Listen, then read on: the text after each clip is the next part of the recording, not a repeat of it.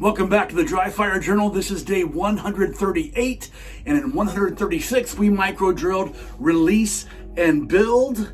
And in 137 we released, we built, and we drove with our support hand. And today we're going to talk about coasting at the end, and I think it's going to help you.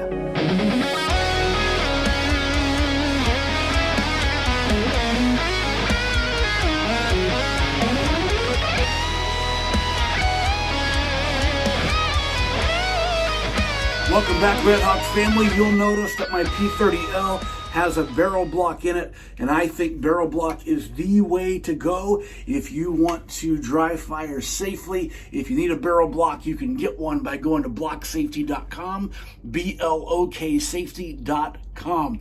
And when you enter the code REDHAWK at checkout, you get 15% off your order. For the last couple of days, we've been doing some micro drills on our draw stroke.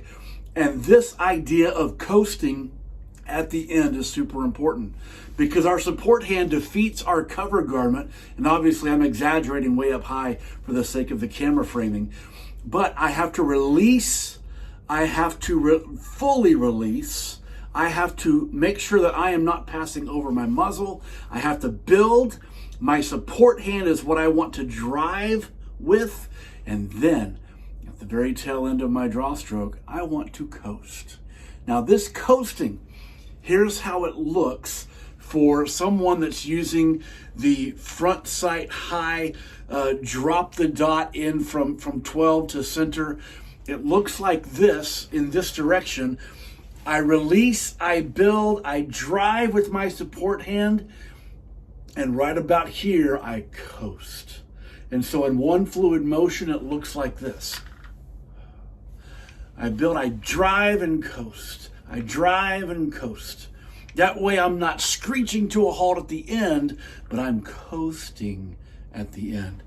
If I am more of a draw high in my vision and press straight out, it's the same idea, only in a straight line, and that I'm driving, coast.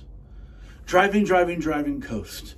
And if I'm appendix or I'm strong side and I use that escalator method where the firearm is fairly level as I build low and then it just kind of rides the escalator up into my vision, it's even more important because otherwise you will ride the escalator one story too high and have to bring it down into your vision. So I'm not going to try to give you percentages or analogies. I want you to experiment with defeating concealment, building, driving, but not driving into a wall, but driving into a coast. So it looks like this. I will be muzzling the camera with my barrel block. That's why we use it. But it would look like this. If I am using the escalator method, it would go something like this. So I'm driving up and coasting. I'm driving up and coasting. I'm driving up and coasting. If I'm a straight out, it looks like this.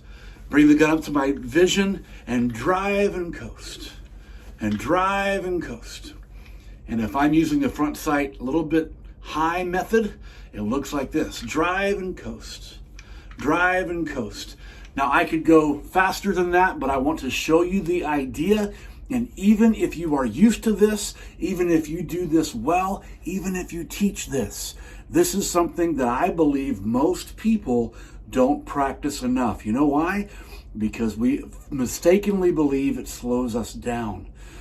Here's what I want to tell you. The faster you bounce out of your holster with your shooting hand, the more permission it gives you to coast at the end and see everything that you need to see. So get to work on this. Let me know how it goes, and I'll see you tomorrow.